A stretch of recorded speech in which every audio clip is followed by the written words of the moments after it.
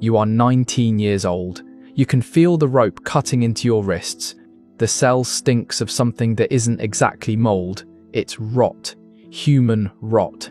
In just the last 2 years, you accomplished what kings failed to do. You raised a nation up. You cracked siege lines that seasoned strategists swore could never fall. English commanders have jolted awake in the night, your name echoing through their dreams. And still, they caught you. Your head has been shaved bare. The cold air bites your scalp, as if thousands of needles are stabbing at once. They paraded you through that disgrace, as if it were a ceremony turned inside out, stripping you down layer by layer. Your armor is gone. Your voice no longer carries weight. When you speak, the guards don't even react. Today, you signed a document. The words blur together now, but the shape of their meaning is burned into you. Deny your saints. The voices are demons. The visions that redirected history, mere hallucinations. The mission God placed on you, nothing but delusion, and wear this dress. Tight, humiliating, choking. A garment meant to turn you back into an object instead of a fighter. You believed you were saving your life. What you truly signed was a flawless snare. And the most vicious part is that they designed it so you would step into it willingly. This is the story of how Joan of Arc was legally destroyed, how the most advanced legal system of the medieval world was sharpened and aimed at a teenage girl who never realized she was entering a cage with no exit. This isn't merely about a trial. It's about the methodical dismantling of a human being using law as the instrument. And what happened to her in 1431 is not confined to the past, it still happens now. If you believe history deserves to be told accurately, stay with me, because this is a story someone tried very hard to erase. Let's go back to 1429. You have to understand who Joan was before they broke her, because that's the only way to grasp how they did it. France is dying, not figuratively, literally. The 100 Years' War has been grinding on for over a century. Think about that. 100 years of a nation bleeding while the English take territory piece by piece, fortress by fortress. The south is English. The north is English. The coastline is English. Your king sits in a palace at Bourges, uncrowned, watching his realm shrivel like a body left under the sun. The war isn't just draining gold anymore, it has drained belief. Military leaders are convinced the English cannot be defeated. Nobles are cutting quiet deals with the enemy. Parents are raising their children to believe a French victory is nothing more than a bedtime myth. This is no longer a war. It's an occupation wearing a war's disguise. Then, in January 1429, a girl walks into the Dauphin's court. She comes from Domremy, a village so insignificant that most educated men in France couldn't locate it on a map. She cannot read. She has never wielded a sword.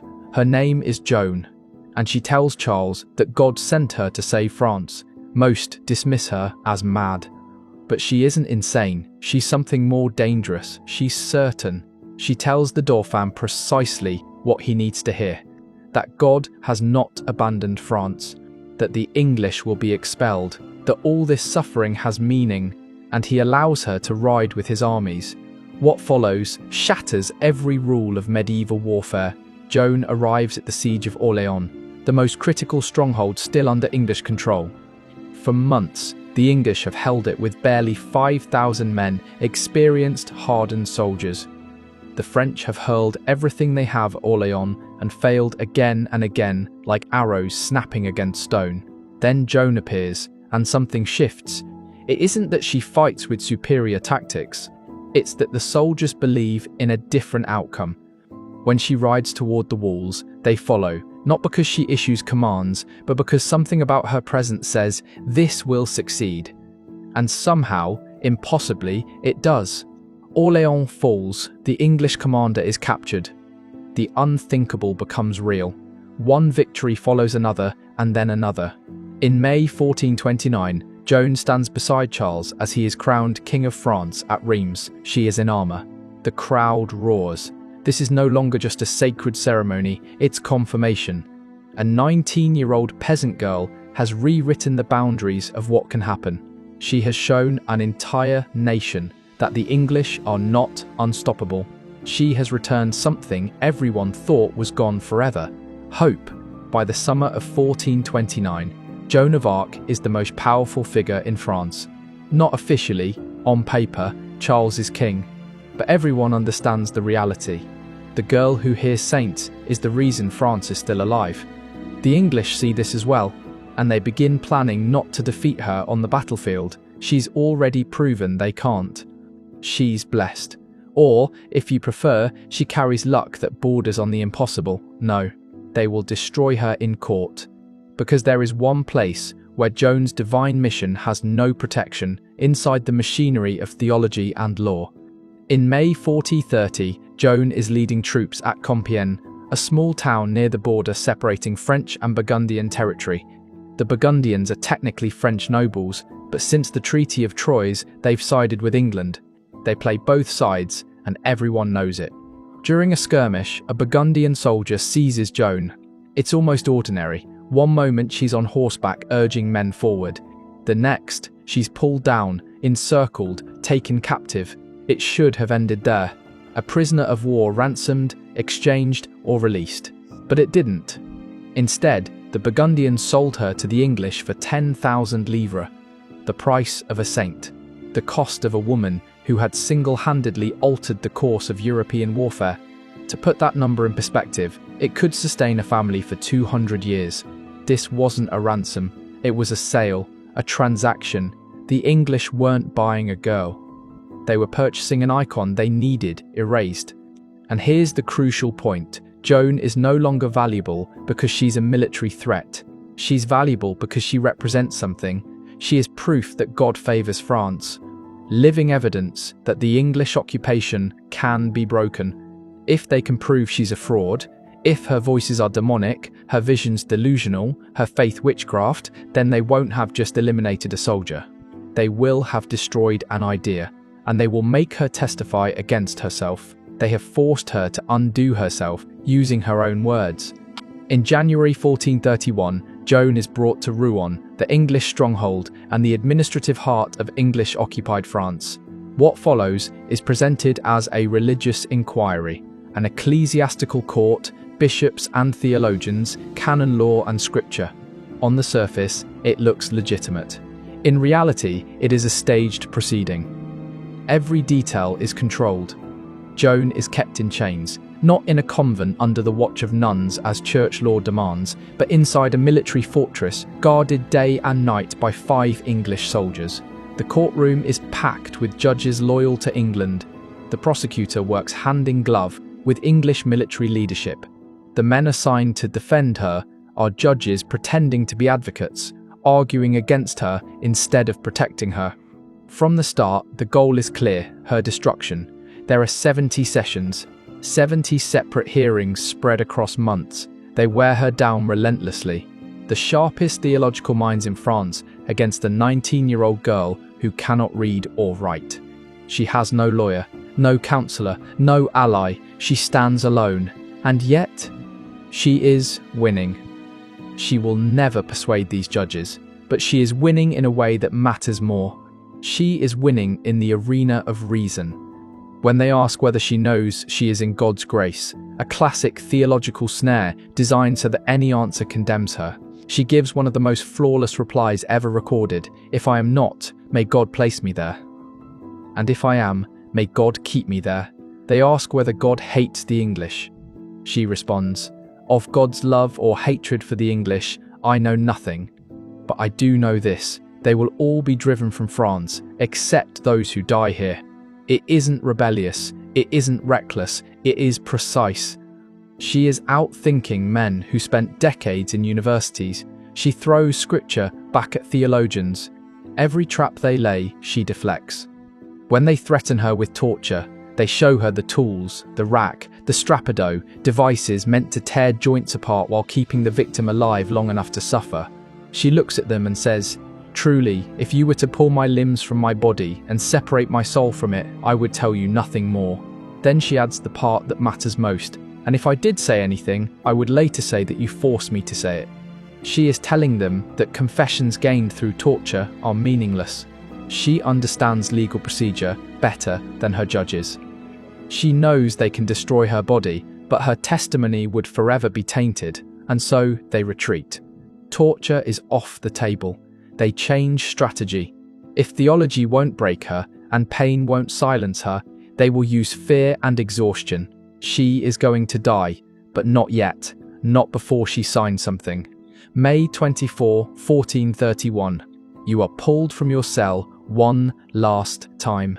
You don't know it's the last, but your body senses the difference. There is finality in the way the guards grip you. You are taken to the cemetery of Saint-Ouen, a public square. Hundreds are already there. No thousands. Word has spread. This is the day Joan burns. A scaffold stands in the square, with two preachers atop it. Bishop Pierre Cauchon is present, the architect of the trial, the man who has guided every step of your undoing. He is pro-English, ambitious. For years he has sought the Archbishopric of Rouen. The English have made the bargain clear, condemn Joan, and the title is yours. He is about to deliver a final sermon, branding you a heretic, a witch, a threat to Christendom. But first, they offer you a choice. A notary steps forward with a document. It is explained at least. A shortened version is read aloud. You will deny your visions. You will admit your voices are demonic. You will agree to wear women's clothing and submit to the church. If you sign, your life will be spared. Prison instead of fire. The executioner stands beside the pyre. You can see the wood stacked high, dry, waiting. You are terrified. Exhausted, you have been chained for months. Interrogated through 70 hearings. Your body is weak, your mind is fraying, and you sign. Years later, during Joan's rehabilitation trial, held 25 years after her death, witnesses would testify that the document she actually marked was only a few lines long. They would say that the full confession later entered into the record was altered, expanded, rewritten, made far more incriminating than what she agreed to. What happened, they claimed, was a kind of ecclesiastical sleight of hand. She signed something brief, desperate. What the court preserved was something exhaustive and condemning. But none of that truly mattered. The trap was never the wording, it was the signature itself. They escort her back to prison. The crowd murmurs. Some are relieved she wasn't burned, others are disappointed. The spectacle is finished, but not as anyone expected. She is going to live, condemned but alive. Cauchon delivers his sermon anyway, completing the performance. He denounces her from the scaffold, even after she has surrendered. The ritual continues. She is locked back in her cell, and here the truth turns colder than the stone around her. Joan believes she saved her life. She believes the promise was genuine. Prison instead of death. That was the bargain. But her captors never intended to honor it. Because inquisitorial law has rules. Medieval church law allows mercy if a heretic confesses. Life imprisonment instead of execution. Harsh, but still life. Yet there is another category. One without mercy at all. Relapsed heresy. If a heretic recants and then returns to heresy, if they relapse, they are automatically handed over to secular authorities, and they are executed. No retrial, no second opportunity. The relapse itself is the sentence of death. The English and Bishop Cauchon needed her gone, but they needed her executed as a relapsed heretic. If they had killed her for the original charge, it would have exposed the bargain as a lie. It would have looked like an execution carried out in bad faith. It would have revealed the law itself as a fraud. But if she relapsed, if she returned to her so-called heresies after signing the confession, then the blame was hers alone. The law could claim perfection. Mercy had been offered. She had rejected it. So, they built the trap carefully. They returned her to the same military fortress. She remained in chains, still confined with 5 English soldiers watching her day and night. They shaved her head again as degradation. They forced her into the dress, the very dress she had been told would save her life, but which instead made her dangerously exposed. For months, Joan's men's clothing had been her armor. Not symbolically, physically. During the trial, She explained that she tied her tunic and breeches together with dozens of tight cords, fastening them so securely they could not be removed without tearing the fabric apart. It was protection against assault. Protection inside rooms filled with hostile men. Later, during the rehabilitation trial, witnesses confirmed that English lords had attempted to rape her in her cell. Those cords were the only barrier that stopped them. Now, she was in a dress, exposed, vulnerable, alone in a room with 5 male soldiers. The taunts began, then the threats, then the insinuations, promises that if she didn't comply, worse would follow. 4 days passed. 4 days of this pressure. Then something happened that sealed her fate. And this is where the rehabilitation testimony becomes crucial. One night, the guards took her dress. They removed it completely. She was left with only the men's clothing they tossed into her cell in a sack. They forced an impossible decision on her: stand naked and defenseless before the soldiers, or put on the forbidden clothes. She chose safety. On May 28th, 4 days after her confession, 4 days into this arrangement, the judges came to her cell. Bishop Cauchon entered first. The others followed. They found her wearing men's clothing.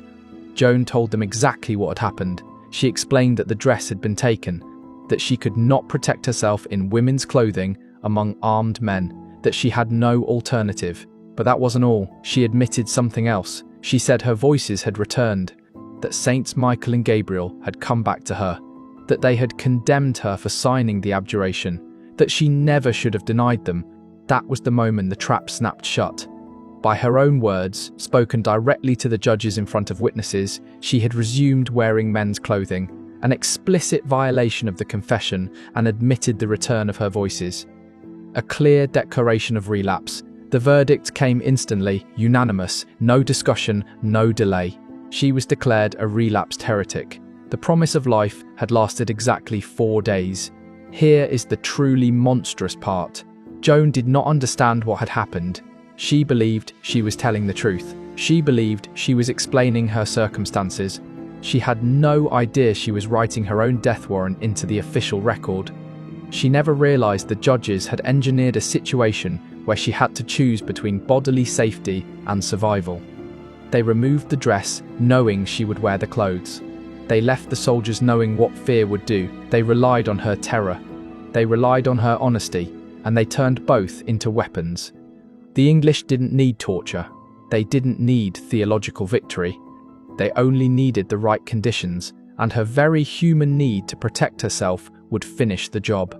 It is chilling in its precision, evil but precise. May 30th, 4031.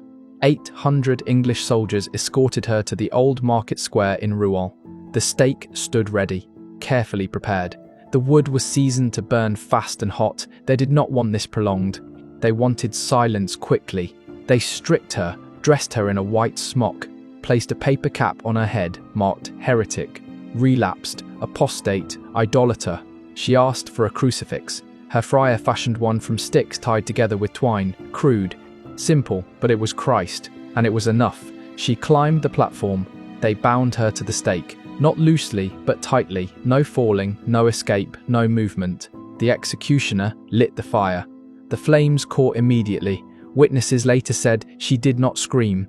She did not curse her judges. She did not rage against God, England, or fate.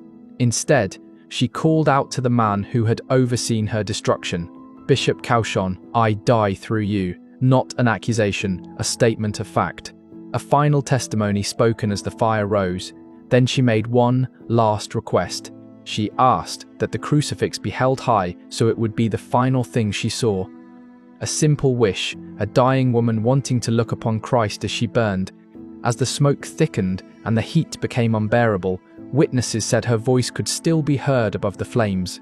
Again and again she cried out, Jesus, Jesus, Jesus, not once, over and over, the name spoken like a prayer, like a promise, like the last truth remaining in a world that had fully rotted, and thousands stood there watching. French citizens who once cheered her, who had been rescued by her, now stood watching her burn. English soldiers who had engineered her death, priests who had condemned her, nobles who chose silence.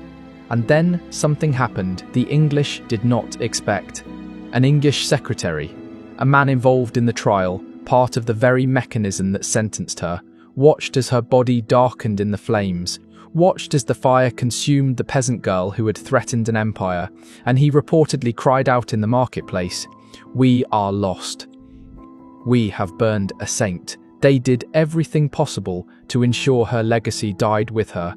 After her body was fully blackened, they raked back the embers and exposed the remains to the crowd. Proof that she was a woman, proof she had not escaped, proof that she was truly dead. Then they burned the body again, and again. They continued until nothing but ash remained. What little was left was gathered and thrown into the River Seine. They wanted to be certain that not even her dust could become a relic, that no bone could ever be venerated. Their goal was total erasure. But something the English failed to foresee was already underway. 25 years later, Joan's family demanded a retrial. The Pope approved it. And during this rehabilitation trial, more than 100 witnesses were called, priests who had sat in the courtroom, judges who had voted for her condemnation, guards who had watched her cell, notaries who had recorded proceedings, soldiers who had been assigned to her custody. They testified under oath before the Pope's representative. And they told the truth. They testified that Joan's confession had been manipulated, that the document she actually signed bore little resemblance to what was entered into the official record, that her imprisonment violated church law, that the guards had been routinely abusive, that her dress had been taken from her, forcing her into an impossible decision, that the entire trial had been corrupt from beginning to end. The rehabilitation court declared the original verdict a complete fraud. Joan's name was formally cleared. The church officially acknowledged her virtue. And within a century, she was canonized as a saint. The English had burned a saint. And history confirmed it. But here is the part that should unsettle you in a way historical facts rarely do. Joan of Arc did not die because of weakness or spiritual collapse. She did not perish because she denied God or betrayed her calling. She died because she trusted the law. She died because she believed rules existed that would protect her. She died because she signed a document believing it would spare her life. And that document was the trap. The system that killed her was not chaotic or incompetent. It was perfectly engineered. It had layers of safeguards. When theology failed, when rhetoric couldn't break her, it had a contingency. It created a situation where being human seeking safety, fearing assault, trying to survive, became evidence of guilt. Her fear itself was turned into a weapon, and this is where the story stops being medieval. We see this structure everywhere today. It is not always fire. It is not always a scaffold in a town square, but the framework is the same. Forced confessions used against the accused. Legal snares where telling the truth becomes proof of guilt. Systems designed so there is no winning outcome. Where self-defense is framed as aggression. Where asking for protection is treated as wrongdoing. Where transparency itself becomes incrimination. Joan of Arc did not die because she was weak or mistaken. She died because she was caught inside a legal machine built specifically to destroy her, and there was no escape. She signed the paper because she wanted to live. And that desire for life was converted into proof of her guilt. That is the echo of 1431 that should terrify you. You have just heard a truth history tried to bury, the story of a girl who saved a kingdom and was destroyed by the very system meant to protect truth. If you believe history matters, if you believe these stories deserve to be told fully and honestly, subscribe to Grim History, because the truth does not need to remain buried.